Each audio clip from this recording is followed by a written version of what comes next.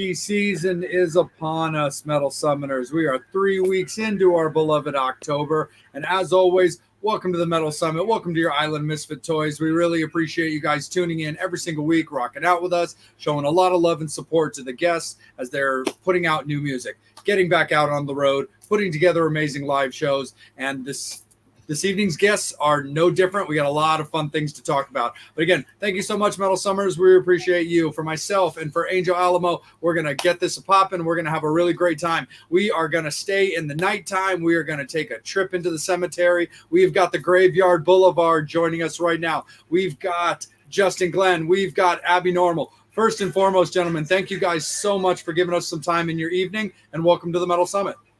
Hey. We got the names wrong, but I'm actually Abby. That's Justin, if you're looking at the little screen. Yeah, hey, how's it going? Absolutely great, gents. Again, thank you so much for joining us. And first and foremost, congratulations are in order because in 2 days, we've got brand new Graveyard Boulevard music, a new tune to listen to. So tell us a little bit about it because it's always got to be exciting to get new music out to the fans and just new music and creativity out from yourselves. Yeah, so the new song is called Necrotic Secrets, and Justin here is a co-writer on it. So it's the first song that he's co-written in the Graveyard Boulevard. Justin joined us on drums was it 2 years ago now? About 2 years, yeah, something like that. So he's a new kid on the block, but he's doing great, and I think the new song is pretty awesome. He came up with the guitar riff. We were just noodling around in practice one day, and I was like, we should build something around that. And so I took it home, wrote some lyrics, added a few more parts, and it turned into Necrotic Secrets. Absolutely, man. And so, Abby, when it comes to the Graveyard Boulevard, of course, you and Graveyard Boulevard have been around for quite a while now. You've got a nice catalog of music for the fans to check out if they're not already familiar with it. But talk a little bit about, your vision for when you wanted to start the Graveyard Boulevard and how it became a thing. It goes back about 20 years now. And so either, I don't know, am I persistent or am I just stubborn? I don't know. But yeah, I was counting up the songs that we've released since 2003, and there's about 80 songs. And of course, there's been band member changes, as any band will have after 20 years. Shoot, I've gone through a couple of marriages since then too. So, but yeah, so the band started in 2003. We were originally the remnants of the Frankenstein drag queens from Planet 13 after Wednesday moved on to meeting Joey Jordison and starting the Murder Dolls, and he took his route. But we kept going in our garage, trying to just continue doing what we loved, writing punk songs, writing rock and roll, watching horror movies, and because once it's in your blood, it doesn't go away, Sure. So yeah, 20 years ago it started, just kept going. And we're all right up to Necrotic Secrets. Yeah, there's so much history. I don't even know if there's parts of in that 20 years you want to tap into and talk about. Just let me know because I don't even know where to begin. No. For sure.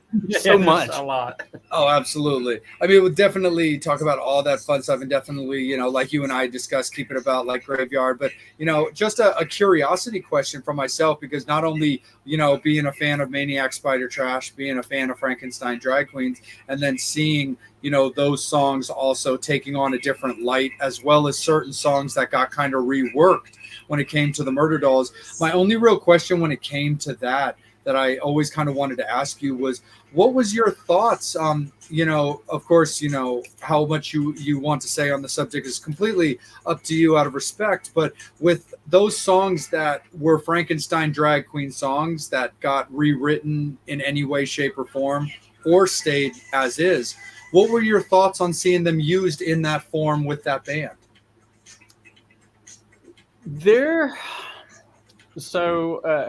For those that don't know, I was the original guitarist and a co-writer in Maniac Spider Trash. That was the band that really kind of began me and Wednesday 13 figuring out how to write songs together. And it lasted from 1993 to 1995 or 96. And so Wednesday and I were the songwriters in that band. And so there was one particular song from the Maniac Spider Trash days that did end up on the Beyond the Valley of the Murder Dolls album. Um, that it's in the credits that I co-wrote, and I wrote some of the guitar riffs. He wrote the words, I wrote some of the guitar riffs, and all that gets kind of murky when you're talking about co-writing because we were teenagers. I was in Wednesday's 4 years younger than I am. He was a teenager. I was in my early 20s, and we didn't know what we were doing. So we just all songs are written by Maniac Spider Trash, and that's the way we released it.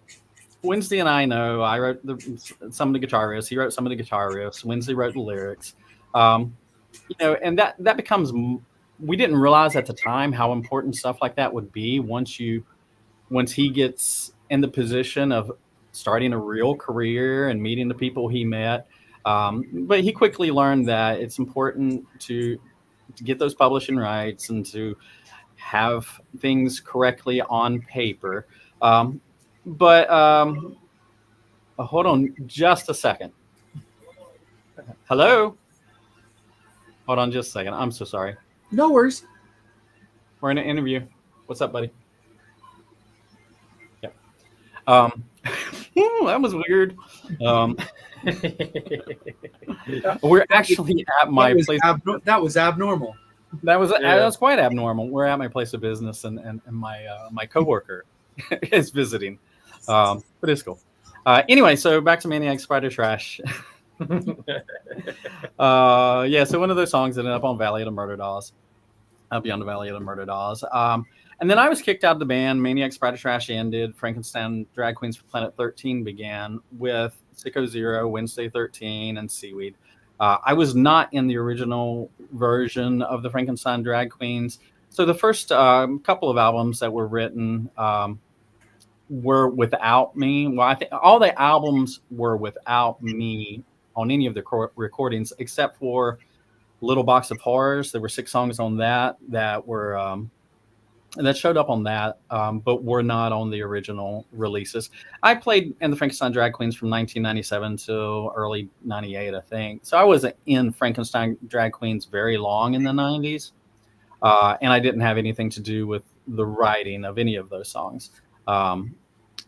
Then in what was it, 2006, we did some reunion shows where I played bass and Sicko Zero played drums, and Wednesday, of course, was singing and playing guitar. And that was fun. I was glad we got to do the reunion stuff and release the Little Box of Horrors. Kind of mended some fences and around that time. There were hurt feelings. It's hard to. I can't speak for everybody. As far as I'm concerned, Wednesday's my pal. We still text every now and then. And I want to see my friends succeed is where I am in life today. No, that's awesome, Abby, and I appreciate it for sure, man. When it came to, I don't watch it. When it came to, is my employee over there? Oh, no, my beautiful wife's over here. When it came to, taking everything that you learned in the early days of Maniac Spider Trash and then morphing into, the time that you spent mending fences and, kind of getting back with the guys when it came to Frankenstein and then ultimately into Graveyard Boulevard, when it came to having a band of your own with your vision and, those same type of understandings once you became more of a veteran of the music business, what was it about the trajectory for Graveyard that you wanted to accomplish with it? Well, Graveyard started in 2003, and that was right around the time the Murder Dolls started too. So obviously there were going to be similarities because Wednesday and I liked the same stuff. We both loved Twisted Sister, Alice Cooper, Motley Crue. So there were going to be similarities in our styles. He has definitely done it very well. And so at one point we started out doing the makeup and being a horror punk band is where we started. And then as time went on, I was like, I want to start trying to diverge a little bit from what Wednesday is doing. So we stopped doing the makeup, tried to just write songs that wouldn't necessarily automatically be compared to what he's doing. Sure. So it becomes tough when you're like the band in the shadows that constantly gets accused of riding the coattails. I don't know. Were we in the early days? Some say we were. I think we're just doing what we liked. No, no, absolutely. And I think you're always going to get that too, especially when you have a, a fellow bandmate or a former bandmate that, goes a different direction. And just like you had mentioned, due to, the people that he came in contact with, the people that he started working with, there's a certain amount of like, notoriety that comes with that. And then you're aware of the previous projects, and then, fans will start paying attention to what the other band members are doing as well. So I definitely understand some of the trials and like, hurdles that would have come with, with yourself and,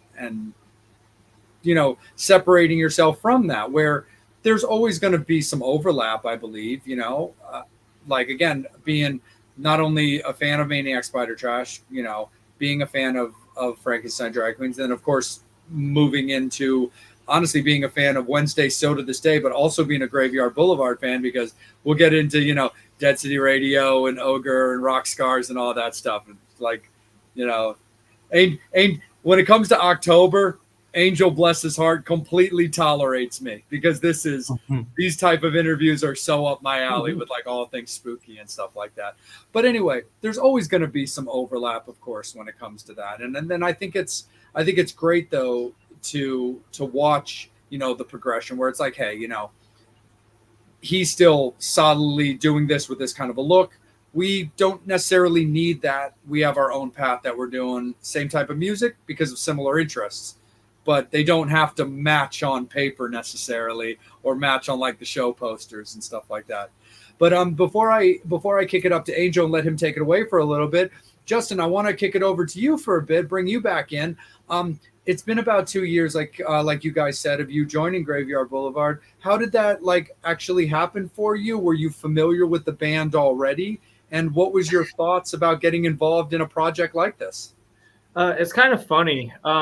So when I first met the band was probably, what would that have been, like 2011, 2010-ish. I was about 15 at the time. I'm only 29 years old now, just for reference. But I was first introduced by one of the bass players, Scotty Scurvy. He was the father of my best friend at the time. And I just ended up going to one of the shows that they had and fell in love with it. And essentially, Graveyard was my biggest influence on actually being a musician at the time. Oh, wow. And I looked up to Ray, actually, or Abby, sorry. But it don't matter. But essentially, I looked up to him. He was a big influence on a lot of what I was doing, because at the time, I was just trying to be a vocalist and guitar player. And really, I guess the best way to put it is when the Ogre album came out, which was around the time that released, that was like my number one album for a long time. Sure. Then at that show in particular, I met another band that was playing on the same lineup. Their name was October. And I got offered about a couple years after that to be their lead singer. And I was with them for 5 years. And it was shortly after I ended up quitting that band that Abby was needing a drummer, and I learned how to play drums in high school. And I just was like, hey, why not? I already know most of the songs. I was practicing with them as a teenager. Sure. So it just kind of fell into place. And honestly, it's like a full circle thing where it turned from the band that inspired me to start being a musician into being in the band now. Absolutely, man. For sure. No, Justin, that's so cool, man. Was there any not so much like difficulties, but there still could have been some of those as well. But going from the front of the stage to the back of the stage, how did something like that work for you? Being that you're now a part of Graveyard Boulevard, was it maybe easier to kind of dismiss that change on the stage due to being a fan of the band, working with somebody that you hold in such high regard? Or did you have any kind of issues mentally preparing with, doing something different than you had been doing?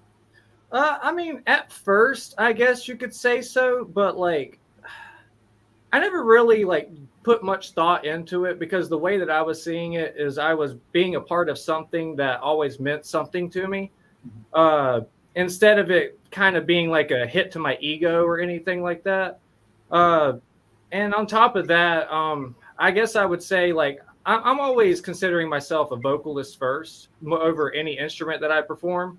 But really, like I always paid attention when seeing a concert or any other band perform would be the vocalist and the drummer. Like obviously the guitar player is going to have their shine of the moment.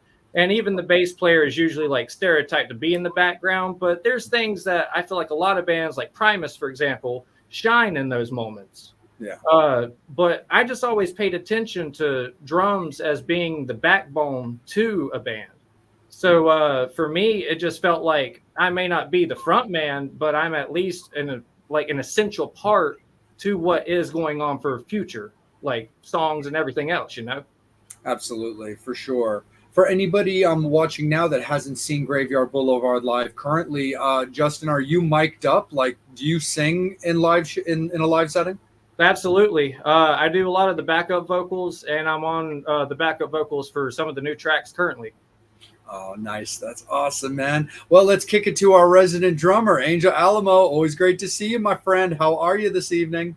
I'm awesome. And you know what? I definitely agree about the thing with the drums. That's very important because it doesn't get enough credit. But, I bought the Megadeth Euthanasia album because of Nick Mensa's drumming. Like, start to finish, drum-wise, he fucking kicks ass all over the record. And to promote the record, they did a Halloween show. Well, it was October 30th, but close enough. Right.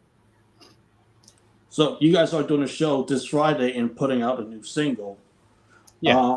I love the teaser that you guys did because it's fucking driving me nuts because it has like the cool bass line and the drums, and it's driving me crazy. I gotta wait till fucking Friday.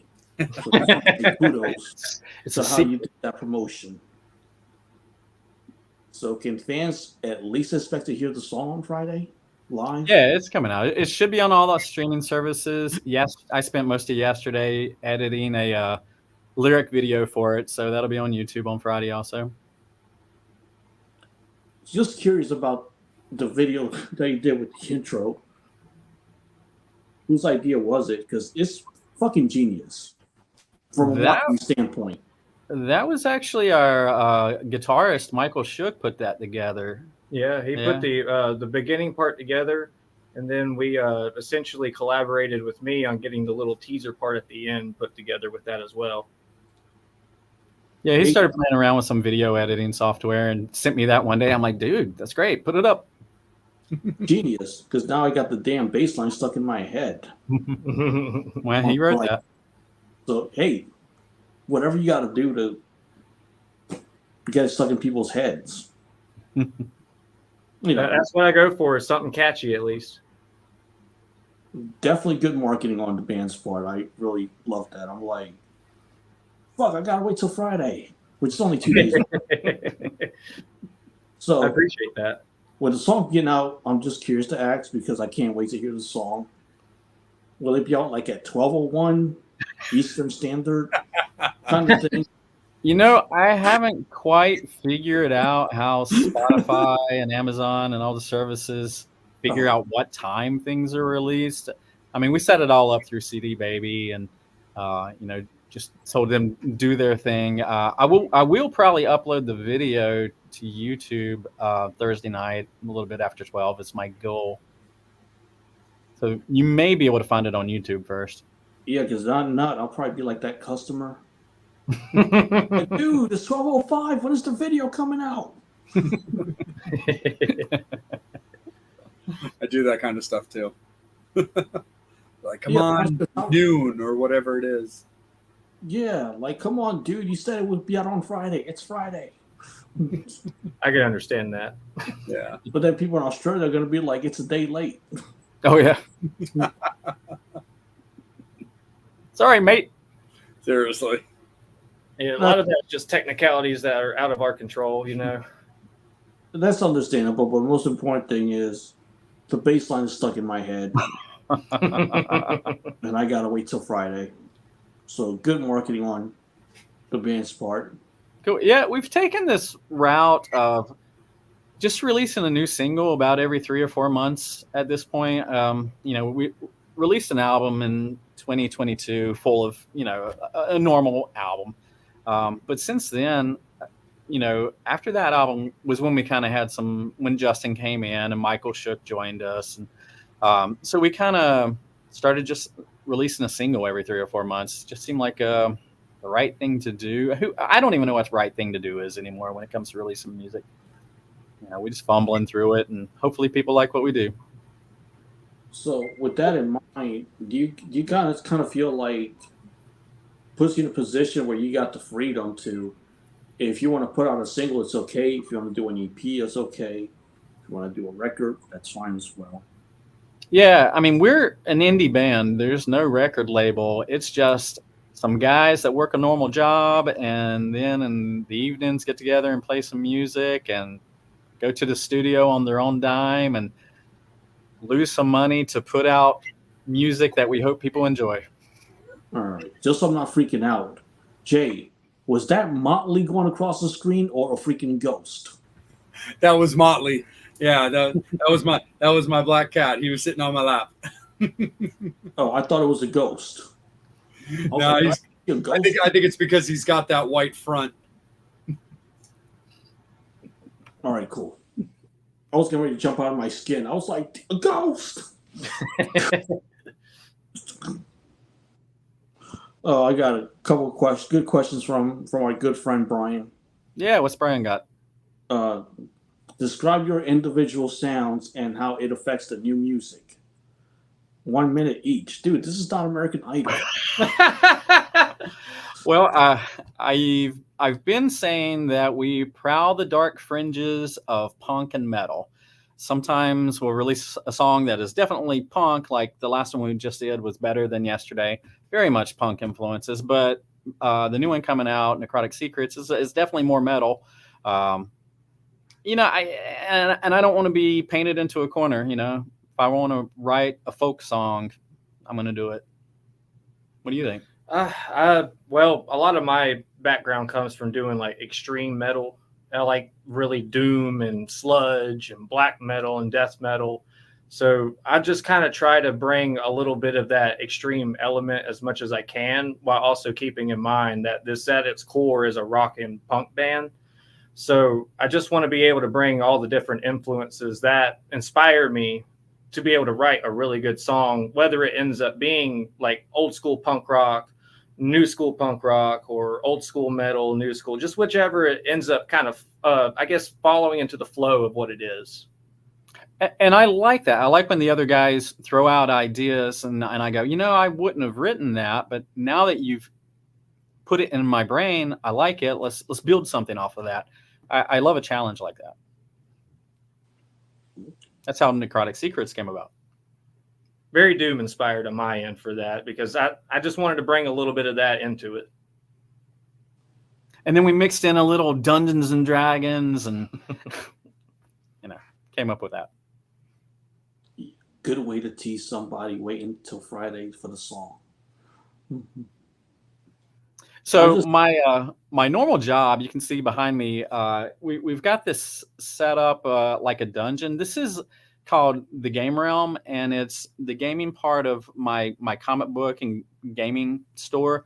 I own the Comic Mon store in Salisbury, North Carolina. So, when I'm not playing music, my daytime job is selling comic books and D&D and Magic the Gathering, and so that's plays into a lot of my songwriting too. I end up being a big customer of a lot of it as well, so big nerd here. There's nothing wrong with that. We all love comic books. Have you ever has a comic book ever have you ever read a comic book that inspired you to make an album out of it? Or an EP? I'm thinking there's 80 songs. I have to go through There probably is. I know, like Rock and Roll Creep Show, the first line of that song is like a creature from a comic book. So it definitely, makes its way into the lyrics. Yeah, and beyond that, I've tried taking influence from comic books into like lyrics and stuff, but never really like, I guess, centered an entire album or EP around it. The closest I came to was a video game, but that never got released. And Brian's got another question. If you could name one quality that ties the band together, what would it be? You go first. One quality. I guess it's just our general influences, like whether it's music or nerdy stuff, or even just in general of like horror movies and just all the forms of media. We all find a common ground about what it is that we enjoy out of it. And then we just get inspired and just sit around like, talking like a bunch of friends, how a band should be anyways. And that, I feel like that helps bring it together, because eventually we're going to all come up with an idea of like, well, what if we take this and that and mix it together, Yes to all of that. But I think number one for me is the friendship. Because they're my brothers. I'm not, they're my band brothers, and there's no drama, and I love that. If one of us has a bad day, the other one's checking on the other one, saying, all right, take the day off. If we can't practice today, no problem. Take care of yourself, take care of your family. That's most important. We'll get back to making music later. That's more important. Music's important. Art is important, but the friendship's more important to me. And got a couple more really good fan questions. Or in a comment. He's a vampire. He can do that.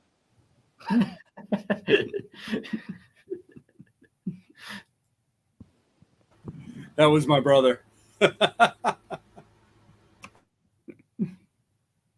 Damn, now I'm thinking about vampires.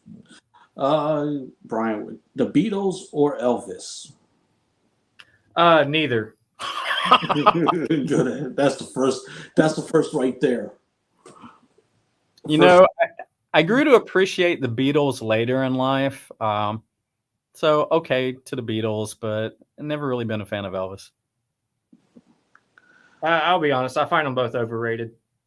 All right, Sex Pistols or Ramones? I think the Sex Pistols are also overrated, but I love the Ramones. More of a Ramones guy too. Yeah, same here. Made in America. Sorry, Pip, if you're watching in the UK. Sorry, Paul McCartney. Yeah, and a question from Mark. When writing a complete album, does it start with one theme and all songs written around that theme, or is it all members come in with their own ideas, building on the main concept or theme? Well, the last album we did was called Will Wither. And it was not written with any particular theme in mind, but there were a lot of songs that kind of tied together in that, because most of those songs were written in 2020 and 2021. So things were heavy.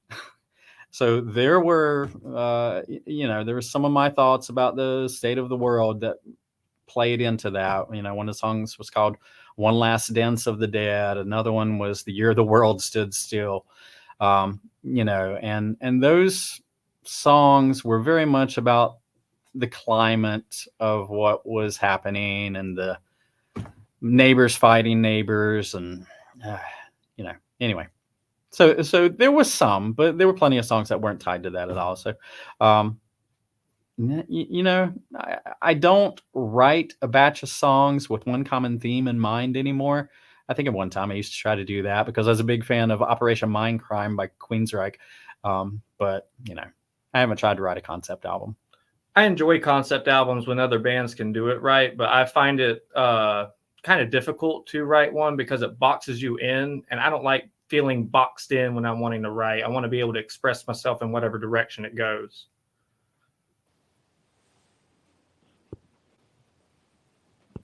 Mm, What else you got? a good question from Jay's brother. How would you rate the current state of rock and metal music? Now, I'll sum it up in one sentence. Why the hell is Iron Maiden not in the Rock and Roll Hall of Fame? yes. That. And what the fuck is Kelly Clarkson doing on the fucking stage with Foreigner? You're a pop star. You know, my wife was saying the same thing yesterday. She would agree with you. Damn. I'd say the mainstream medium that we have with rock and metal is very flat right now. A lot of it's very cookie cutter, in my opinion. But the underground scene in a lot of metal, I find it very popping. There's a lot of bands like 200 Stab Wounds and even Sanguisugabog that are doing it really well. But then you have other bands that are coming back right now, like Acid Bath just reunited, and I Hate God's been doing really good, kicking ass, putting out new music too. So like I find the underground and the unsigned bands to be where it's at right now, and everything else that's on the radio or even like liquid metal or anything, I don't personally enjoy it, but I get why people fall for it and they kind of like listen to it and continue to listen to it. But that's just me though. I also feel like I have a difference of opinion when it comes to what I consider a good song and what's not. Yeah, he definitely knows his underground rock stuff way more than I do. I was just sitting here trying to think of like what new bands have I really enjoyed lately, and there aren't many that come to mind. I do listen to Bisto Blanco, but even that band is tied to Alice Cooper. You know, Hollywood Vampires wasn't bad. Yeah, Hollywood Vampires. There is a band I discovered recently. I don't know how long they've been around, called Unto Others, but I've been listening to them. Yeah, I like them a lot, actually. I was actually looking forward to seeing them soon. It's funny, like they were coming through. They were going to be coming through Maryland on the Wasp tour, and then they got kicked off the Wasp tour. That's why I found out about them, because I'm a big Wasp fan. But yeah, I saw they got kicked off. I'm like, well, why? Who are they? They must suck. Oh, they don't suck. What's going on? It's funny. It's like they like they don't suck at all. I think Unto Others is fantastic. It's weird because it's just one of those things. It's that old saying, there's three sides to every story, because you've got Wasp's side, you've got Unto's side, and then there's the truth somewhere in there, because all I've really seen is Unto Others' statement on the situation, which is they said that we didn't have like a marketing plan and like a promotional plan, but the Wasp, like Unto Others claiming that the Wasp camp said they didn't have these things. And they're like, we submitted all of that. We've been posting about the tour regularly, like all this kind of thing. And it's kind of a bummer. So like, because originally I was really stoked about the show coming through, because the other opening band was Death Angel. And I like Death Angel a lot. And they had to drop off because, reading between the lines at the time, you know, Mark is the singer for Death Angel, is also Kerry King's singer. And I think there was some contrasting like dates or something like that. They really wouldn't put it out on Front Street, but I think there was a little bit something there where something was maybe coming on. And then when Unto Others got kicked off, I was like, well, geez.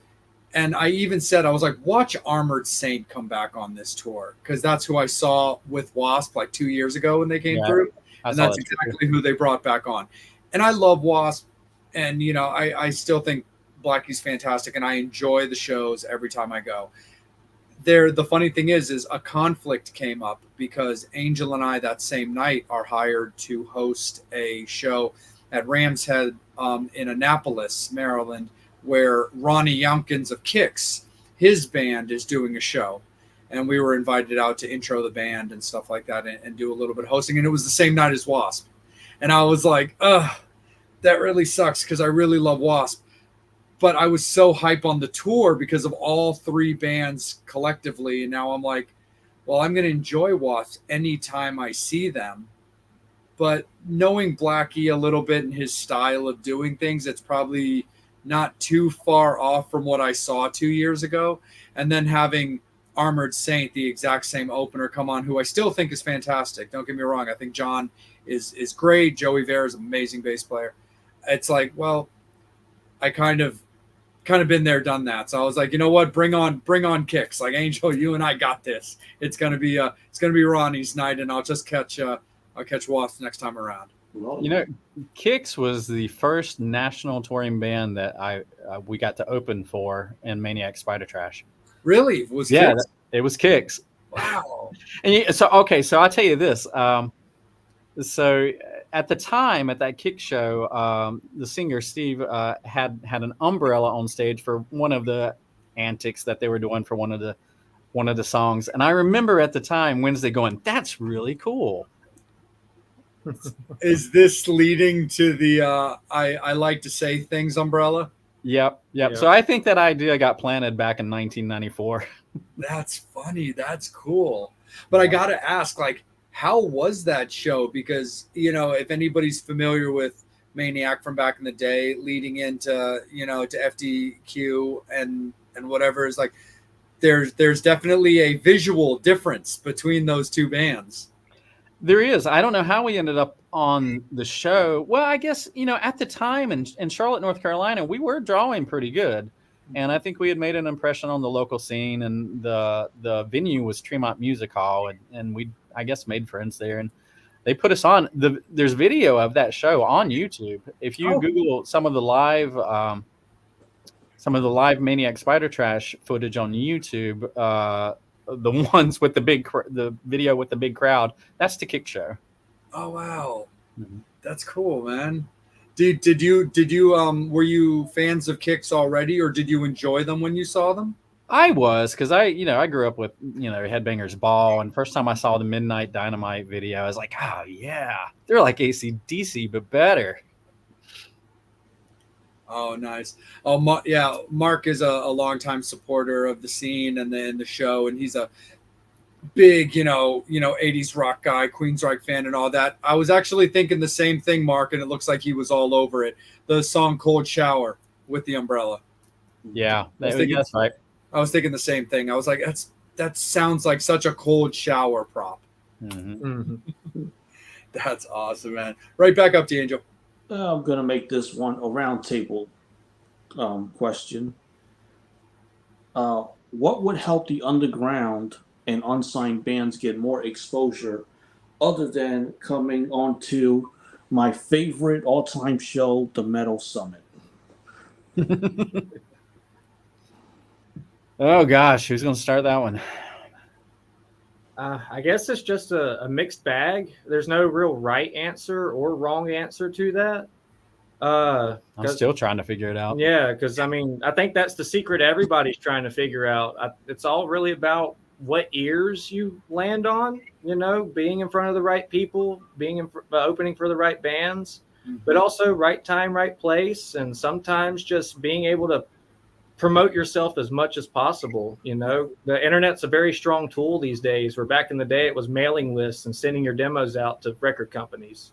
It's a strong tool, but also so much gets overlooked because there's too much. Right. And a lot of it's oversaturation in general, because even in local scenes, you'll find a lot of people competing more so than actually building each other up. And I find the bands that get more attention are the ones that build a community instead of tearing it down. Yeah.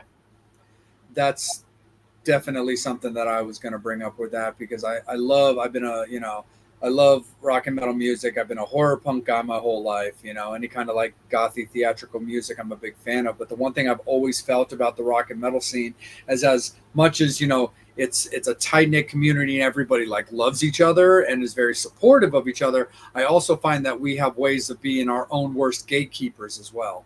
And I talked about this multiple times on the show, where I went and saw Kiss on their farewell tour. They played Baltimore, literally the last show that wasn't New York, because it was Baltimore and then the two shows in New York. And there was this band that opened up for them called Amber Wild that I did think was great. They were, you know, young, fiery, amazing players, really great vocals. They'd only been around since January, and the show that I went to was, I think, like last November, I think, or something like that. But anyway, the thing about it though is Amber Wild is Paul's kid.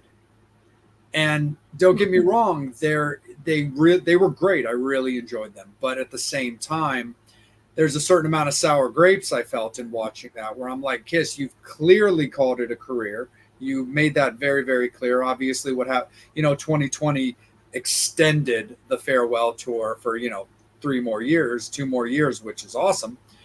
But you had such an amazing opportunity where no money had to be a thing. You guys were going to make $1 billion on this farewell tour, and the band's opening, they don't need to give you anything, but you had a real amazing opportunity to put some new bands in like the forefront and stuff. And I even felt that way back. And I've always loved Motley Crue, and I felt the same way back when Motley Crue did their, at the time, farewell tour, where they had Alice Cooper opening up for them. Abby, by the way, I'm also a big Beasto Blanco fan. I love that band. I think they're fantastic. I actually interviewed Calico and Chuck on my horror show. Nice. They were really, really cool. But anyway, and having Motley Crue do this at the time farewell tour with Alice Cooper as their opener, which, first of all, I think it's insane that anybody would dare put Alice Cooper as their opener and think that that's not going to be kind of detrimental to them, even a band like Motley Crue. But at the same time, I was like, I felt the same way then. I was like, guys, you had a great opportunity to just maybe not 2 bands from clear obscurity, but 2 bands that, like a band or 2 that really could have benefited off of this. The stadium tour went a little bit better. There was a band called Classless Act that I've interviewed before, and they're great players, young kids, very fiery, and I loved seeing them on that tour. But again, it was Joan Jett and Def Leppard and Poison and Motley, so these poor kids are going on at like 5:30, 6 in the afternoon to open up for this thing. But anyway, I kind of felt the same way. I was like, I would have liked to have seen it either 2 ways: either give young bands the opportunity to carry on after you, or I wouldn't have hated like a throwback to the Sunset Strip personally. I think that farewell tour with possibly bands like LA Guns, Faster Pussycat, and the Bullet Boys. Oh, that'd be so good. As like your openers, 30 minutes, 45, and then Motley. I think that would have been like a real cool way to bring it all the way around, have some of your legit peers, but that didn't become stadium bands, be out there with you in that kind of environment. I just personally think that would have been cool. But yeah, bringing it back to you, what you were saying, Justin, I agree. That was always kind of a similar way with me, where I did feel that there was we have a bad habit of gatekeeping when it comes to our scene, as much as we do love our mates and our peers. Absolutely. And I find it to be a clash of egos sometimes too. Like, if people would just take a step back and just realize they're not the rock star they think they are, like, a lot of people would be able to get more exposure. Yeah, absolutely. For sure. Angel, how about yourself, man? What do you think about the scene? I read something that about Kiss asking David Lee Roth to open for them. Same thing with Motley Crue and Alex Cooper. And I mean, I put it on the promoters. The promoters should really consider of, hey, yes, we're going to give Motley Crue this amount of dollars, but instead of Poison or another band, give other bands a chance. Because Motley Crue, if it wasn't for Ozzy Osbourne took out Metallica, took out Motley Crue on tour, all these other bands, and pay it forward. Yeah. Because at the end of the day, give that next generation a chance. And instead of saying rock is dead, well, Gene Simmons, when you go out on tour, bring out 3 or 4 bands. Instead of saying that bullshit, rock is dead. Here's your chance to keep it going. Yeah, put your money where your mouth is. Yeah. Because, you can look at Ozfest and how many bands just kicked off and had great careers, and they were just small-time bands at the time when they opened for that. Yeah. Even there was some. Yeah, I mean, I'm by no means like really a reality TV guy. I just can't tolerate it for very long because it's just all trash TV. But I'll admit I was way into that Battle for Ozfest show that they did years ago. I was super committed to that short-lived show. But the band that actually won was actually the band that was the most appealing to me in 18 Visions. That I thought was really cool in there. But there were some other bands that definitely had their moments for a little while too, in Mantis and stuff like that. But even with, like you were saying, Abby, with the social media thing, and there's so much of it as well, because like even with like myself, with Angel, like we do everything we can to like push our show, push ourselves, our side projects that we do as well and stuff like that. But like speaking for myself, it's also one of those things where I also really try to like pick my battles and stuff like that. It's like, yeah, I can post about, the Metal Summit every hour, or the Vampire and Devil podcast every hour, or the fact we're going to LA every hour, but then it's going to boggle down everybody's feed, or it's just going to also get lost in like the shuffle. Or it's just going to make people just kind of get over it. And I definitely don't want that at all either. So I definitely always try to like, kind of pick my battles on things, certain posts I'll do like in the morning when I'm working at like my day job, because I work in a restaurant, during like the breakfast shift, I'll pop some stuff out like during that time where like the world's not quite alive yet. So things are less likely to get knocked down the feed page or whatever. And then other things, that of course we're always going to remind people of and let people know, like, hey, coming up live tonight, we got the Graveyard Boulevard and stuff like that. So it definitely, I've always found that definite constant promotion is very important. But you really kind of want to play like, I find it's beneficial for like the kind of pick your battles where you're dropping the little grenades at, instead of just like dropping an entire plane full of grenades on everybody. Right. Tell the people sending out those political ads. Hey Jay, just stop. Here's one that I do that is really funny.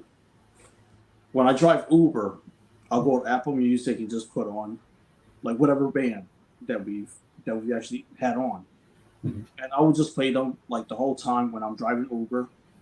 And that's with customers. Huh? With customers? Yeah. Okay. It's a nice little Jedi mind trick. Right. I mean, that's how I've gotten some people to listen to the Metal Summit. Like, yeah, you should check out this rock show, the Metal Summit. It's a really good show. So they were like, "What's the name of it?" And they just type it in on YouTube or whatnot. Sometimes they know that it's me on the show, and other times they don't, because they will read my bio. Sure. The other thing, if you're a musician and you're driving Uber, do this: play your music the whole time. It's your car, your radio station. That's a good way for you to promote it when you're not touring. I love the idea, though, Angel, of you driving somebody across town with the Graveyard Boulevard playing in your off your dash, dude. I just think that's awesome. I've had DoorDash drivers just drop their URLs with their the delivery that they give at the door. Oh yeah, yeah. Because if they're a rock fan, it will catch their attention. Mm-hmm. So if you're a musician and you're driving Uber, don't play anybody else's music. Just play your own.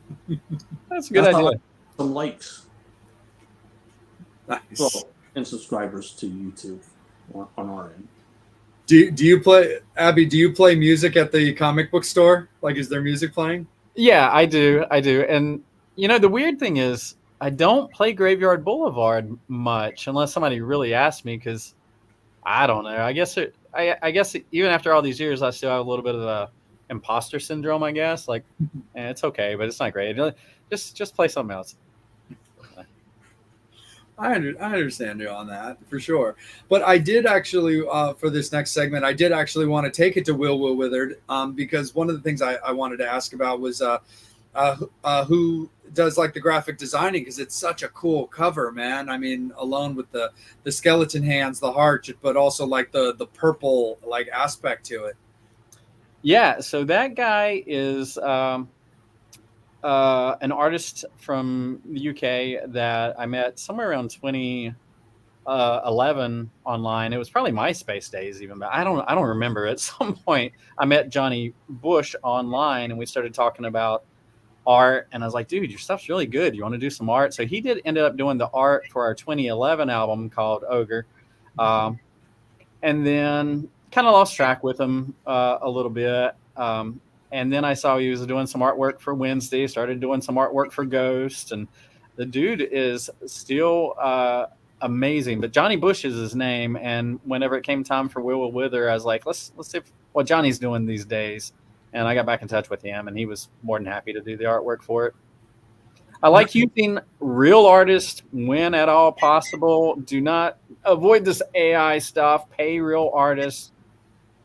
You know, I'm pretty adamant about that sort of thing these days. You know, because we're getting lazy as humans. Like, it was fun to mess around with at first, but like it's just at the point where everybody's using it for the wrong reasons. So you might as well just use legitimate art and legitimate, human created things. Yeah, especially for stuff you're going to try to monetize, or, like an album or something, playing around with it for fun, whatever. But, Plus, we're already at the scary point where they're using AI to make music itself. And like, I just don't sit well with me.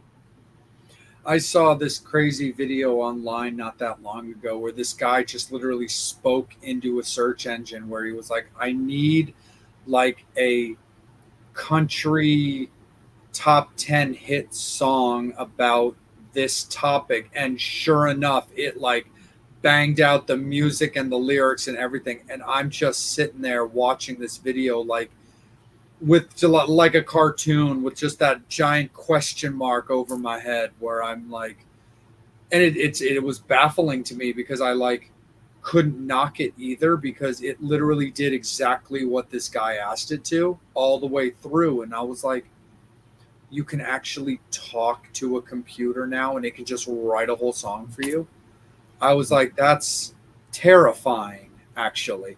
And as a guy who's super into horror movies, of which we'll get into in a later segment, it's crazy enough watching stuff like, Megan and iRobot and all this other kind of stuff, that's based around, AI and all that kind of crazy stuff. But I was like, geez, whatever happened to just good old fashioned, just sitting with a notebook or waking up in the middle of the night or having to dry off quickly out of the shower because something hits you. Yeah, a few months ago, I had a friend pull up a video and told me, hey, check out this song by Jack Black. It's about He-Man and the Masters of the Universe. I'm like, wow, that sounds really cool.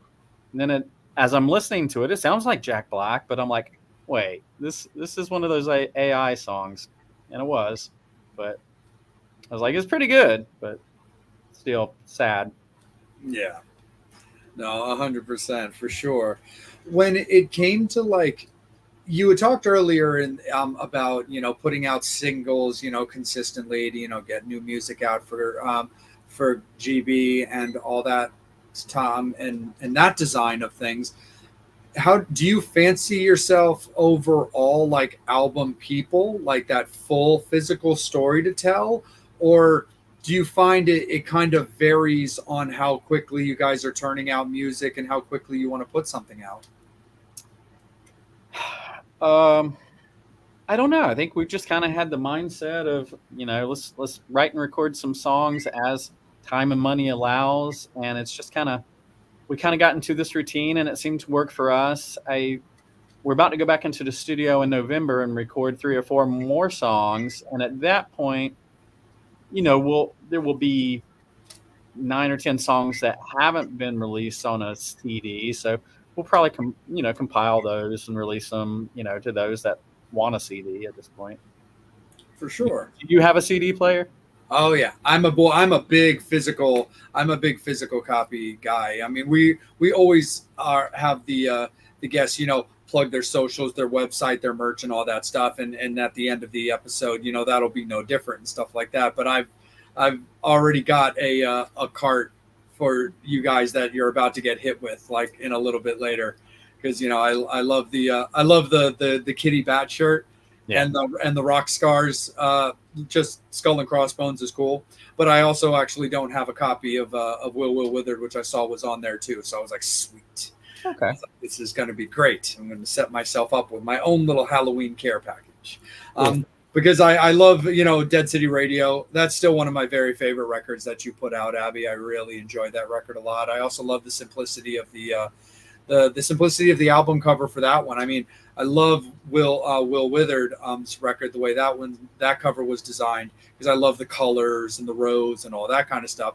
But there's also I'm very fond of black and white, and and clarity. Not that Withered's cluttered. I'm not saying that whatsoever. But just like for example, I have my own little journalism website that I've been running for 14 years. And when I worked to get it designed with my nephew, who's a graphic designer, it's very just crisp and black and white and just very legible. And I'm very big on that. And I'm always just kind of drawn to black and white, because I can never get away from like horror movie talk. But I'm also a huge Nosferatu fan, and I love old black and white movies. I love Bella and Boris, and all that Universal monster stuff is like super up my alley anyway. So I think I've just overall always been very drawn to black and white. But I do love Dead City Radio, and I just love just the tombstones and the 3 band heads across the top. I just think it's sick, man.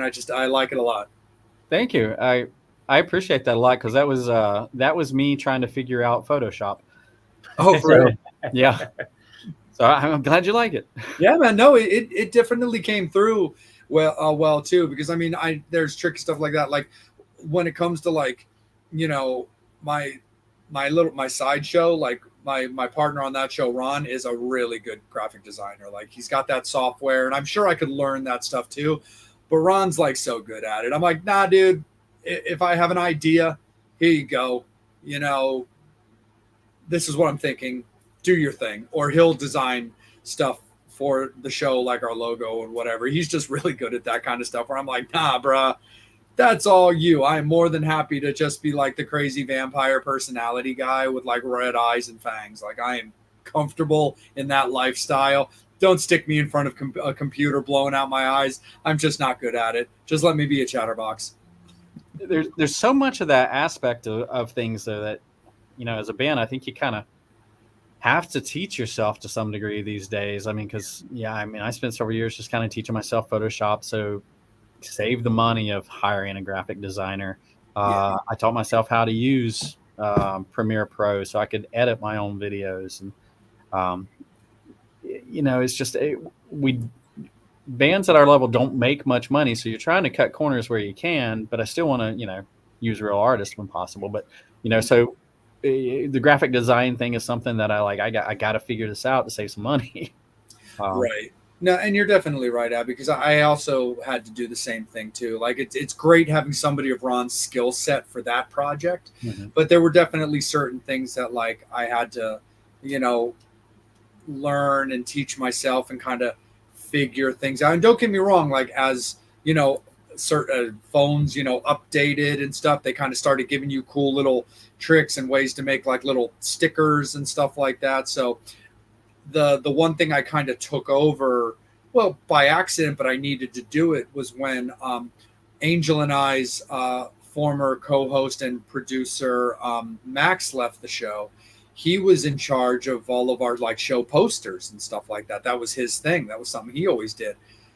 But we obviously have to put out announcements and stuff like that. And I mean, it works. Like I can write anything I want to write in the comment section of a post and have a picture of you, or a picture of the band's logo, and that works.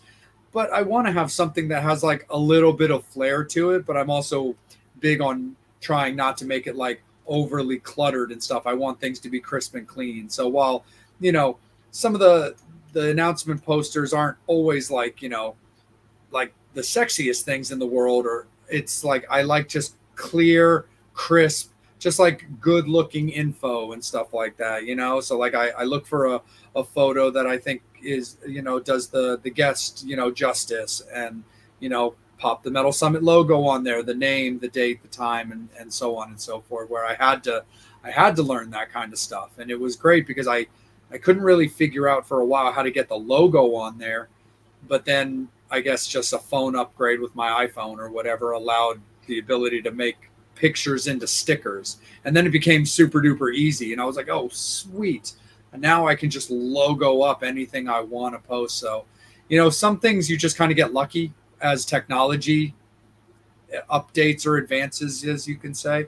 But you're totally right. Like there's a certain skill set, or at least just something you have to learn or teach yourself to, for the betterment of the show, the betterment of yourselves. And it was all that same kind of thing, because it's also the same thing with Angel. And Angel, go ahead and take back over after this, my friend, is when we had a different former producer who left the show super cordially. Everything was great. He's just a sports guy, and he wanted to go back to concentrating on his sports talk shows.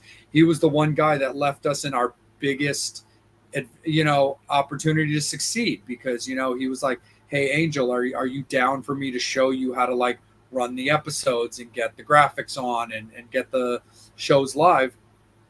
And he just did a really good job, like, just coaching us and leaving us in, as a better position than when he found us, so the show could continue on and be very strong without it just looking like a bunch of people just randomly chit-chatting on Skype, So we were able to figure out things like intros and putting up the questions and just kind of all that good stuff. So I like the questions that popped up. That was nice. Yeah, it's very nice. Yeah, so that's the one thing we've always done since day one. That was something I remember noticing right off the bat, being that we're a live show, is I'm very drawn to fan interaction.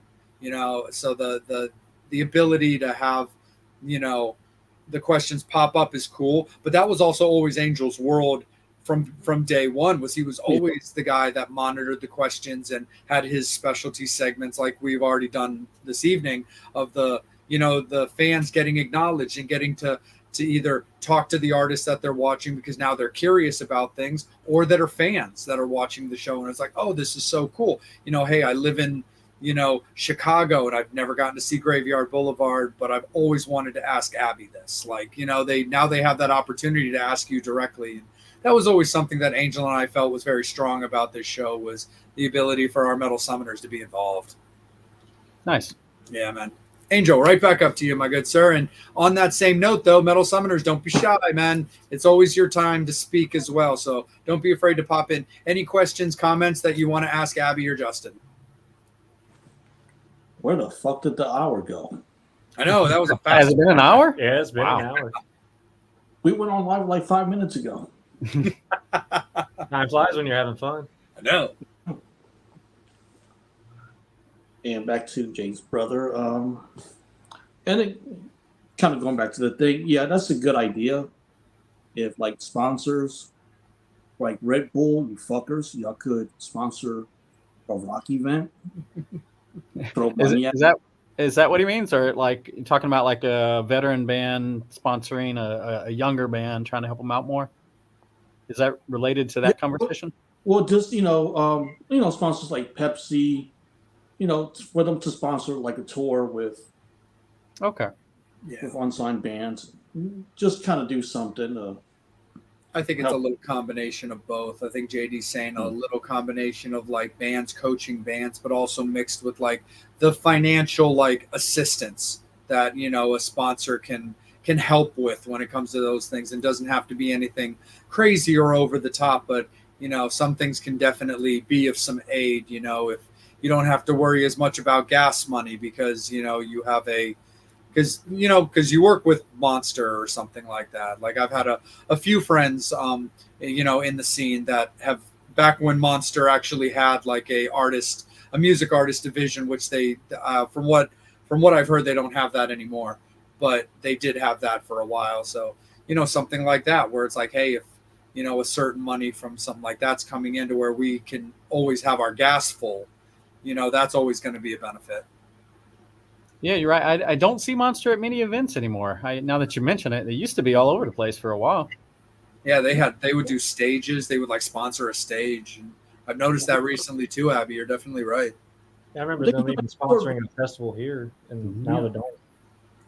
Man. We've got Cheer Wine right across the bridge. Nice. Hey, I drink a lot of wine. I'm down for that. Hey, they can make Cheer a Wine. No, I That's a southern thing. no, I know.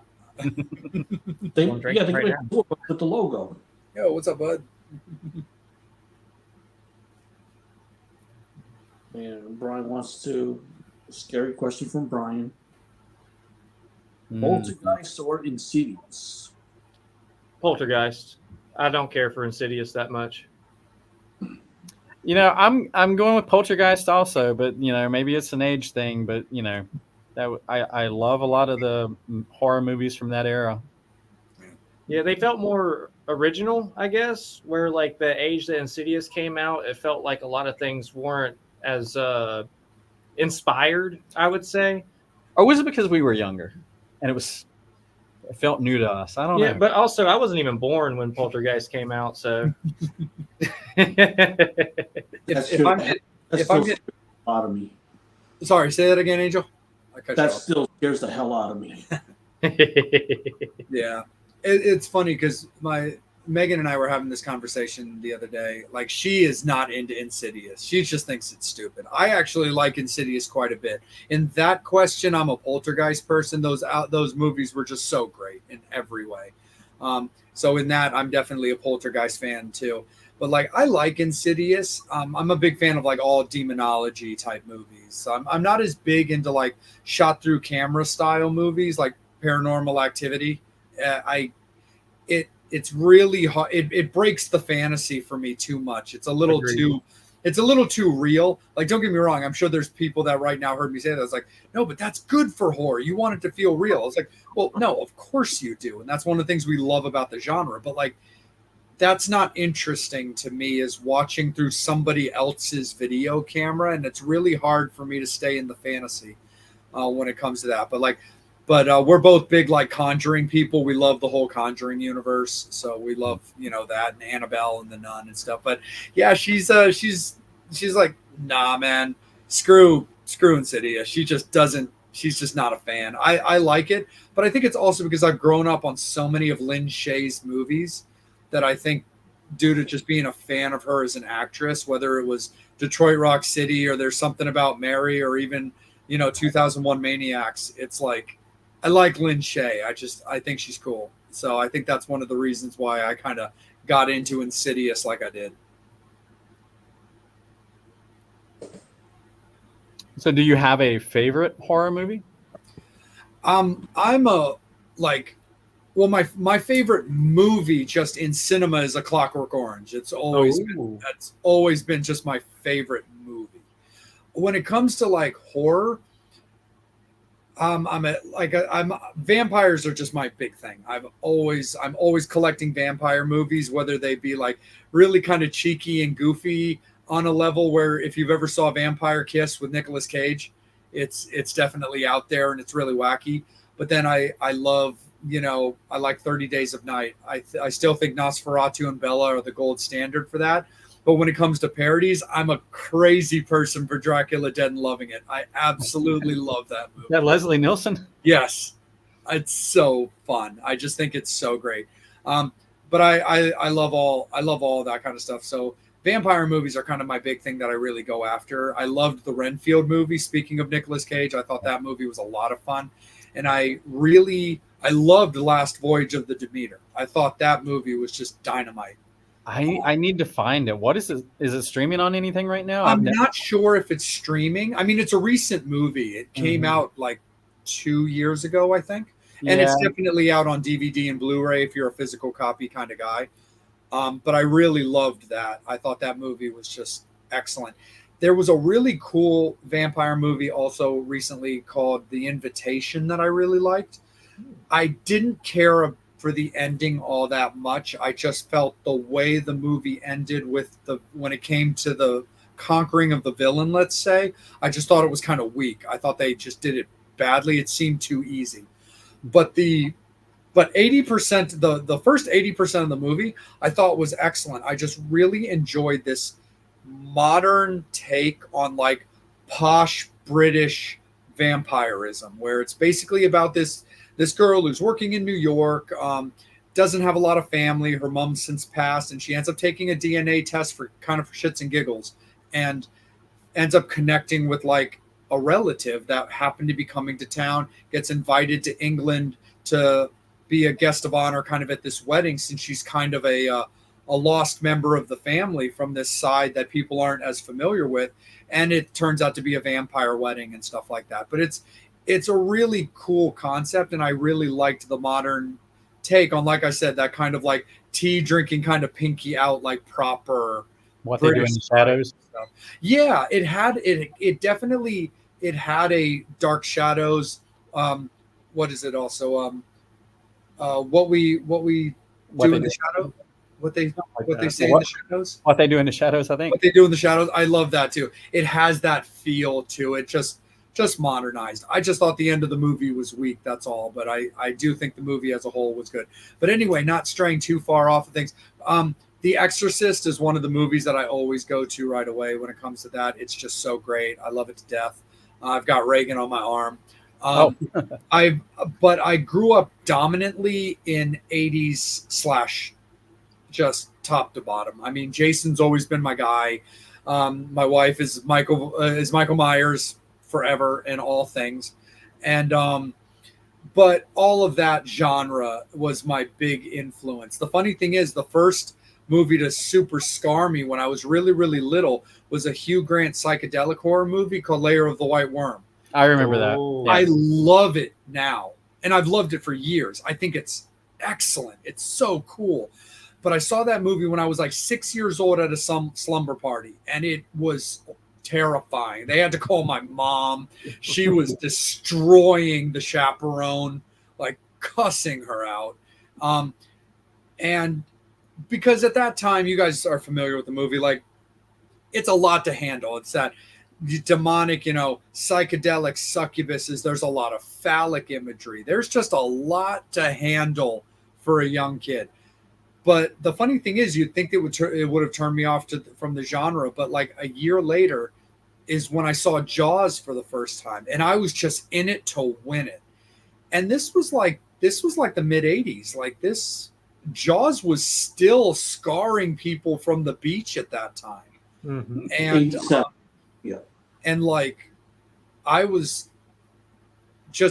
cool. I was watching these people getting eaten by Jaws and watching Jaws get his head blown off by the air tank and whatnot. But I was just like, this is amazing. I love it. So I think it was really just a matter of my brain hadn't matured really enough yet when it comes to violence and blood in watching that movie as opposed to Jaws. But, then in the late 80s and into the early 90s, when like the Sci-Fi Channel became a thing, they were the first channel that I remember really syndicating slasher movies. So I would like creep downstairs at like 2 a.m. and like put the volume on really low, and I'd be watching like, Jason and Freddy and Pinhead and Michael, and try not to like wake mom and stuff like that. And then sometimes I got busted, and other times I eventually just crept back off to bed. But In the early 90s, I was working at a video store, and we would, after band practice, we'd like grab up some like the lowest budget horror movies we could find. Like I remember one called Street Trash that was just, it was trash, but Yeah. we would laugh at the dumbest stuff. But we, Toxic Avenger, that sort of trauma stuff, we just ate that up at Love the time. trauma. oh, I'm a huge trauma nerd. Like I've got a Toxic Avenger poster over my shoulder there, signed by Lloyd. I'm a big Class of Nukem High fan too, and I've got a poster over there signed by Lloyd and Michael and stuff like that. So, and that's the funny thing is I was really sensitive growing up to anything I felt was a parody, because I was like kind of like all posh and rah about protecting what I loved. So when it came to like certain types of music, if I thought you were like parodying or making fun of a genre that I liked, I wanted nothing to do with you. And horror movies were a little bit the same. I was kind of overprotective, but I always loved trauma. I'm a big Full Moon fan. I love like the Ginger Dead Man and Puppet Master and Subspecies and Castle Freak and all that stuff. But I always loved Troma. There was something about the Toxic Avenger. I used to watch the Saturday morning cartoon, and I loved all the movies. So I definitely ate that up as well. But I also really love what what's his name, Frank Lawton Ford, I think. But he did like Frankenhooker and like Maniac Cop and Basket Case. I'm a huge Basket Case fan. I did always love that. I always just loved campy horror movies. I love the movie Dead Alive when like the ear falls into the porridge. Like I love that stuff. So absolutely, like all Troma, like all the time when it comes to that. But yeah, 80 slash for me for sure. But definitely am familiar with Street Trash. I know exactly what you're talking about. So we're actually in the middle of writing a song for a campy horror movie called Amityville Barbie. That I know Ronan, and Ronan knows me. Okay. So that's happening sometime next year. Nice. Sweet. I'll have to send Ronan over a message, and I'll send him the interview. I know he's been a stuntman for years, and I think he did some stuff for Troma, right? Yeah, I believe he did. Yeah. I have a friend Nadia who's been in a bunch of like Troma movies as well. You know, she's also an adult actress and stuff like that, so it's very easy for her. But she was in like I think both of the like Return of Nukem High movies, and she did a bunch of other movies too. She did a movie that's hilarious called Don't Fuck in the Woods. Like it's I want to watch that just because it's title. Seriously, it's one of those things you just come across and you're like, you know what a great way to spend a Thursday night. But like, no, that stuff is awesome. But I did want to ask you this also when it comes to movies, guys, being that, you know, of course you've also got the, you know, the Monster as well. Have you seen, and let's talk about The Crow? All-time favorite movie for me. I have the script up on my wall at home with all the signatures, including Brandon Lee's on it. Oh, nice. Yeah, I don't know. It's just always been a movie that's been there for me since a young age. And I watch it at least 3 times a year. It just, I don't know. I love it. Have you seen The Blasphemy yet? No, actually. You haven't seen the new movie? I don't know that I care to. I saw enough friends say they didn't care for it. So yeah, I saw it as like SoundCloud version, and I just didn't get too interested in trying to try it out. But like I own all the other Crow movies on DVD, and I have like a guilty pleasure of like the 3rd and 4th one, but the second. Oh my God, you're a wicked prayer guy. Yeah, a little bit. That's okay. I don't know. I like the campiness of it. You know, that's kind of what drew me in. And Danny Trejo's a big like guy for me. So no, it's totally cool. Honestly, the funny thing is, I have a Crow poster that little by little I'm trying to get autographs on. It's signed by James O'Barr so far, and it's signed by Thomas Jane. But the day after I get back from LA is Monster Mania Con in Oaks, Pennsylvania. And so Megan and I are going to that with friends, and Edward Furlong's going to be there. Oh, nice. Okay. And I want to get him on that poster because he, as of right now, he's the only guy, in my opinion, who's played the Crow that I can get. Because you know, Brandon, of course, is common knowledge, but Vincent and I forget the young man that played the Crow in Salvation, because I like Salvation quite a bit actually. I still think. Look, The Crow is still the gold standard. I personally like City of Angels quite a bit. I thought they did a very good job with the design of the movie and what the movie was about. And I liked Vincent's portrayal of the Crow. I thought it was cool. But I've never seen him or the guy from Salvation really do the con thing. And Bill Skarsgård, I think, is just too big right now and probably too busy to do that kind of stuff. So Edward at the moment is really the only guy that I could see that's played the Crow that I could even get on my poster as a guy that played the Crow. Here's my like speed thing, and I did an entire review episode on my other show of the Crow movie with Ron. But the thing for me, I'm a Bill Skarsgård fan. I was in it to win it pretty much right off the bat, despite the fact that I had certain reservations because I'm also a big classic Crow guy as well. The biggest problem for me is, in my opinion, it really wasn't a Crow movie. It was a action movie. It was a bloody action movie, which, hey, look, that's awesome too. But it was a bloody action movie kind of wrapped in a gothic love story. And I always describe it to people. It's like if you take like the book like Kill Bill or John Wick, like the physical book you would read, and then you take the physical book of like Queen of the Damned, and you take the like dust jacket like off of that book and you put it on the John Wick book or the Kill Bill book and put it on the shelf. That's kind of what it was. I do think that a lot of people would have chilled out had they not used the names Eric and Shelley. I really think that was one of the biggest problems. I agree. I think that was one of the doom factors to it. I enjoyed the movie overall. It was okay. It was fun, but I didn't like Shelley's character because, in my opinion, it was completely wrong of what The Crow had established. You know, Eric and Shelley were that very pure love. And for anybody watching, sorry to do this to you guys, but fuck your feelings. Spoiler alert. The movie's been out long enough. It's where that was a classic case of literally wrong place, wrong time, living in a terrible neighborhood with terrible people around and having awful things done to you and then being killed. The current movie was much more, it was Shelley's bad past actually catching up with them. And that's why they were killed, because Shelley really wasn't a good person. It does explain why she was doing the things that she did, so I understand to a certain degree, because they do kind of explain why she had to do some of the things that she did.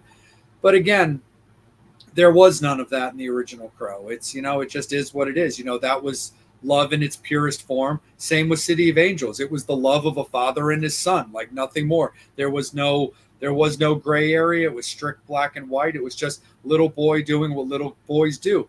They were sitting, chilling, and playing. He hears a sound. Ooh, sound. He runs out to investigate and sees something that he shouldn't. And, you know, the bad guys run after the father and son, and that's that. So that was really my big thing, is like, it really wasn't a Crow movie based on what the Crow had established. And I thought the choice of names was just, I think it was just, I wouldn't go so far as to say bad taste. I just think it was a bad idea. Right. Yeah, because I feel like every Crow kind of has its own self-identity for what it is and for the story that they bring out. Because even the comic books are like that. They always change who the Crow is. Yeah. So to me, it's more about how it's presented than more so about how the story ends up unfolding. Because a lot of people are going to judge that book by its cover just because of how Brandon portrayed it. Right. So once you kind of take that into account, I feel like the other movies are able to be enjoyed better, just the same as the comics are enjoyed better once you realize that they're not the same person each time. For sure. And right back when the Vanity Fair put out the original photos and stuff like that from the shoots, like when it came to Bill's look from the neck up, I was in it to win it immediately. I loved his look as the Crow character, his take on the makeup, or however it was agreed upon that he would look. I liked the idea of it. I thought it was cool. I thought it was really unique. I really wasn't a fan from the neck down. I thought the weird kind of, you know, Suicide Squad Joker tattoos were very bizarre. That's what I saw. Yeah, that's what I thought. Again, they're explained in the movie. And if you find it, like, if you end up ever just having a night where you're like, fuck it, you know what? Cool. Why the hell not? Enough time has gone by and let's just see. Again, the tattoos are explained. There was one in the photo I hated, which was this really bizarre like nipple tattoo that he had, but it really actually isn't focused much on in the actual movie. The way it's shot, it's kind of darkened out in certain ways that it isn't the weird eyesore that it is in those photos. Mm-hmm. So, but yeah, so like I didn't love the neck down because it was just so weird. This kind of die Antwoord jailhouse tattoo type thing. But again, it's explained, like, and it makes sense when it's explained. So I loosened my grip on that. But I always personally did love, you know, the way he was looking as the character from the neck up, you know, just, you know, his face, the way that his jawline goes and stuff like that. I thought it was cool. I thought it would work. But again, I think it, just like what you said, Justin, I think it was a matter of if they had done it as simply a new Crow movie, period. you know, the victims' names were, I don't know, Corey and Crystal or something. Yeah, yeah. I think then it could have been its own thing. And then the giant low scorings that it's been getting probably would have been more up, where I'm sure people would still be like, it's just still not the same because that Crow movie was still so good. Well, of course it was. I just think, you know, they tried to reinvent the wheel on Right. that, and you just can't do that. But Angel, before I kick it back up to you guys, how about yourselves for favorite horror movies? Like, what were some of the things that you grew up on? Justin, obviously, definitely The Crow, but what else also got you into the genre? Well, to be fair, the first like real horror movie, I guess you could say, introduced me as a youngin was Child's Play. Nice. And it terrified me to the point to where my mother used to keep these things called timeout dolls, and they would be hidden in the corner near the bathroom. So, like, as a kid, I would just be like, oh, my God, like, it's going to come kill me in the middle of the night. So, like, I got terrified of that because of Chucky. But then I saw Friday the 13th, Part 3, and fell in love with Jason Voorhees immediately. So slashers became where I started to enjoy horror. And as I grew up, I started just kind of delving more and more into, like, psychological thrillers and just any other form of horror. I really like when a horror movie can take itself seriously, but also not take itself seriously. Like anytime that they add like supernatural effects to it, but also allow there to be a level of realism to it, that's where I really find it enjoyable. Like the recent Halloween movies, the second one I really enjoyed because it felt like they were bringing elements of the supernatural back into it, but then it fell real flat when they did Halloween Ends, and I just couldn't stand how they did that. Yeah, me too. I can't. I'm still recovering from feeling so disrespected that they turned that classic character into a hamburger. Right. And then on top of it, I like movies that are also low budget. I love practical effects over CGI. Like one of my favorites when I was a teenager was I bought it at a Food Lion for like $5 for like the 5 horror movies for $5 thing. And it was Evil Bong, and I loved it. I have the whole series that's part of Full Moon. Yeah. How about yourself, Abby? I was sitting here trying to think, like, what horror movies have I watched the most over the years? What have I gone and pulled the DVD out and popped it in? The one that comes to mind first is Return of the Living Dead. I just like the mix of the horror and the comedy. Yeah. So that's near the top for me, is just being fun and enjoyable, and I can watch and never get tired of. Trick or Treat, Sammy Kerr. Nice. Another one that I just go back to often when I'm in the mood. And The Lost Boys. Yeah, that's my one. If you're gonna put a gun to my head and tell me I have to claim a prized possession in my house, of which when it comes to horror, oh my God, that's incredibly difficult. But I have a poster that I've been dedicating a lot of effort to from various cons that's very full of Lost Boys characters, signatures and stuff. And I'm a huge Lost Boys guy. And again, that goes back to my vampire side and stuff. But I love that movie. And it was funny too. I was having this conversation like 2 days ago at work with my coworker about the amusement I get out of the fact that the theme of the Lost Boys is widely considered Cry Little Sister, but Lost in the Shadows is actually the theme to the Lost Boys, and it's actually in the title. It's actually called Lost in the Shadows, theme to the Lost Boys. But understandably, with just what G. Tom Mack, gave everybody in Cry Little Sister, it just became a thing. And I do have G. Tom Mack and Tim Capello on that poster. What about Corey Feldman? He's there too. Okay. So I'm 3 signatures away from the poster technically being done. So unfortunately I can't get the grandfather, I can't get Corey Haim, and I can't get Edward Herman. So Corey Haim, though, I do have a little autograph card from him that sits in the frame right in front of the poster. Oh. Edward Herman, I do have an autographed Lost Boys 8x10. I didn't have the poster at the time because the poster was gifted to me like years later. So I do have a signed 8x10 of Edward, yelling with that giant stake through his chest at the end of the movie, signed by him. And I forget his actual name, but the blonde vampire Paul, the holy water bath death. Yeah, because he had passed away as well. So the three, I used to say I needed two, but then somebody's coming to a con that I'm going to, which is, her name is V. Neal. She's a very famous makeup artist. She did the Lost Boys makeup, Beetlejuice, Batman Returns, like Galaxy Quest, all these very well-known, like she's apparently very well known in the makeup land. And when I realized that she had done the makeup for the Lost Boys, I was like, hell, I'll bring my poster. She can absolutely sign that. Mhm. But one autograph I really think I can get. The other one I just don't think I have a shot in hell, and I'll explain. The one I think I can get, and again, I just forget her name, is the mom. Because I do know that she does the con circuit. I know she's around. It's just kind of a matter of if she comes into my neck of the woods and I can get there.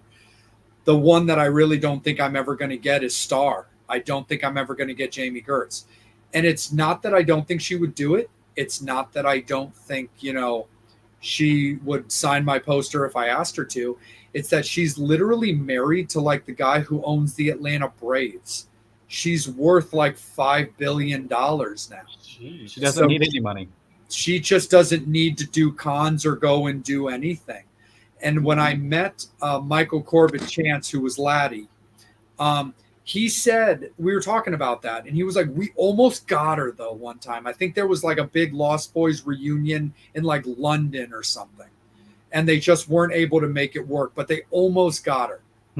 And Ron and I have always agreed, hey, if it's not going to cost us another mortgage, or if it's something, or if it's not out somewhere crazy like another country, if we can truly, if they announce her for a con that we can honestly get to, we're committing. Like, we are going and taking our one stab at trying to get Jamie Gertz on his DVD and my poster. Like, So that you met Kiefer Sutherland at a convention? I did. So was he myself, cool? He was really cool, really awesome. Myself, Megan, and our friends Ron and Barb, we did the pro photo op at Monster Mania Con with him.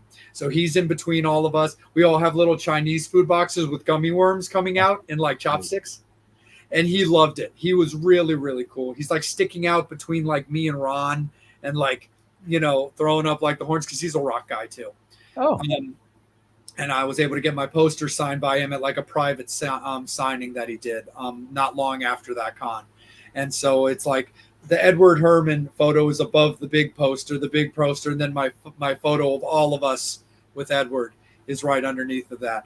But yeah, I've got Jason, Kiefer, Corey, Billy, Alex, G. Tom, Tim, Michael, and that might be everybody. So it's been my fun little thing, because I love that. And there's other little posters that I've been toying around with lately. I have a 3 from Hell poster, so I've been like casually going after like Rob Zombie people, and the Crow poster that I had mentioned before. And I am also a really big fan of this movie called American Satan that Andy Bierzak from Black Veil Bride starred in, with a lot of great cast like Malcolm McDowell from A Clockwork Orange, and Mark Boone Jr. from Sons of Anarchy. And so that's like a casual thing that I'm trying to take around if some of those people start popping up on cons. I got Mark Boone Jr. on there. So I have a couple fun little posters that are like my new little pet little projects, because all of us as horror people, I can imagine that none of us have a lot of wall space left. So if I can avoid like getting another 8x10 sign that I'm going to have to find a spot in a non-existent wall to fit, if I can start combining things on a bigger thing, is kind of where my head's at, or just using a DVD. Most whenever I went on a autograph hunt for a while, it was Star Wars people for me. So I was like going to the Star Wars celebrations. You and Ron would get along. He's a big Star Wars guy. Yeah, that it just consumed my childhood, and then horror movies came later. But I was into the sci-fi stuff first. Oh, that's cool, man. Right on. Angel, let's kick it back up to you, my friend. I apologize, man, and I always appreciate because you always know in October with interviews I'm going to go a little batty when it comes to those. But fans and fangs and our beloved metal summoners, it is going to be last call for alcohol. Don't be shy. Pop in any questions, comments for Abby and Justin because we will always clear the board. We always want you guys to be heard. But at the same time, we really do want to be respectful of their evening, respectful of their time. They've already given us an amazing interview so far, and we just want to make sure that we're cordial to them and understanding of their time as well. So it is going to be last call for alcohol, fans. Anything you want to say, make sure you pop it in there. Go ahead, Angel. Are you already thinking about the next compilation of songs to work on or single? Yeah, so we have been writing and recording about 3 songs at a time, and then of those 3 songs, we'll release them, every 3 or 4 months to give the perception that we're always doing something, even though we record a few at a time. So yeah, we've got 3 new songs almost ready to go, and like I said, we're going back to the studio in November, and then we'll release those 3 songs, throughout early 2025. And back to horror, Mark. Silver. Gary Busey. That movie scared the crap out of me. Also, I hear Gary Busey likes buttered sausage.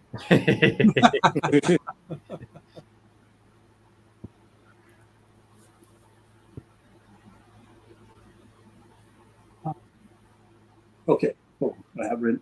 Well, I didn't write it down, but I just got it right here. Okay, the big 4 thrash metal bands: Metallica, Slayer, Megadeth, and Anthrax go into the woods. Who would you have as this? All right, who actually gets killed first and who gets killed last? Wow. Are we just picking for director, or are we the killers? You could pick the killers. God, that's tough for me. That's easy for me. I'm killing Anthrax first, straight up.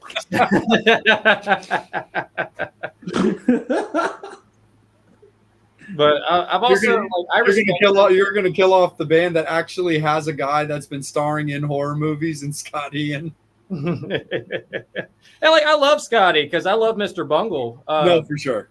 But I always found them not my cup of tea when it came to thrash metal.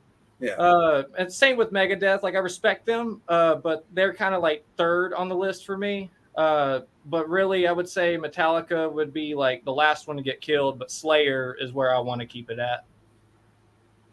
Slayer gets killed. No, Slayer survives. Slayer survives? Yeah, Slayer survives. I can't kill Dave Lombardo. All right. So nice. Yeah, Lombardo. Okay. Slayer's great, but I think they're going to be the first ones to get killed in my woods. And this is me thinking about how much I've listened to these bands over the years.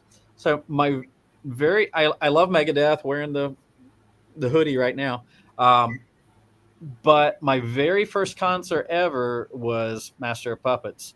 And Metallica was on tour with Ozzy Osbourne, Ultimate Sin tour. And that was fucking incredible. So Metallica survives, is the last one to get killed.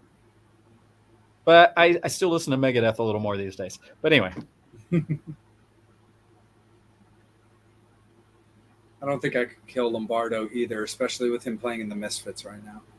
Oh yeah, and I love Mike Patton. So any project that he touches, and he brings Dave Lombardo with him all the time. So I can't let anything bad happen to him.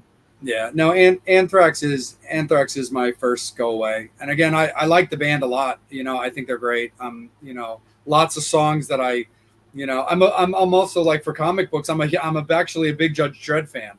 And my favorite song that Anthrax ever did is still "I Am the Law." It's still my favorite Anthrax song to this day. But yeah, when it comes to the bands, the music, I'm gonna listen to this many Slayer and Anthrax songs, and then it gets bigger with Megadeth and bigger with Metallica and stuff like that. So Metallica still is my survivor. I have nothing but respect for Slayer. I think they're awesome. I'm actually looking forward to this Kerry King tour that's coming through the area, so I'm hoping that I can catch it because I'm curious. His new song is good. Yeah. I don't care for it. Really? In my opinion, he's the weakest part of Slayer, but I like what he brought in thrash metal. Okay. Were you a Hanneman guy? Yeah, I was a big Hanneman guy, but really Tom and Dave were my favorite parts of Slayer. I prefer the lyrical content and how the vocals are presented and just the overall speed of the drumming. I like the brutal assault more so than really anything that the other three bands kind of brought to the table when it came to that. Nice, man. Right back up to you, Angel. You're muted, buddy. I was going to kick it right back up to you. Oh, okay. But That's cool. Would be a good killer. Say that again, bud. I think I cut you off. Glenn Danzig as the serial killer. Nice. So He's not very tall for that, though. no, I know. I like a good twist. How about Taylor Swift? Nice. I'm trying to bang her mom to get ratings on the show.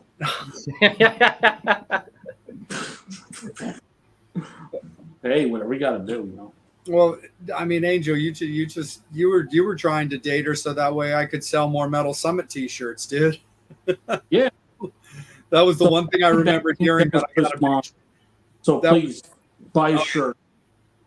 That was the one thing I heard that I thought was actually hilarious. I mean, it makes sense, but I still couldn't help but laugh when I heard about this insane spike in Kansas City Chief merch and like Travis Kelce merch after they were together and stuff like that. I was like, that's hilarious. I remember Angel, you telling me one time, be like, man, I need to date her just so we could sell more Metal Summit T-shirts.